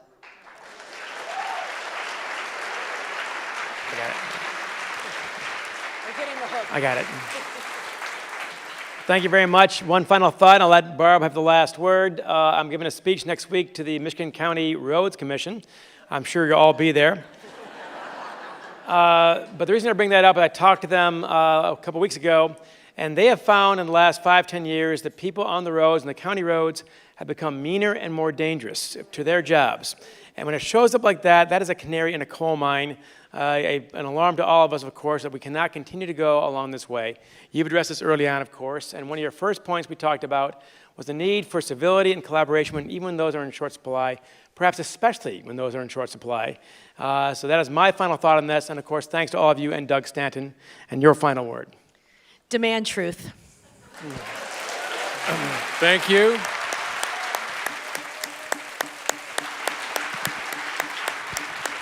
We'll see you in the lobby.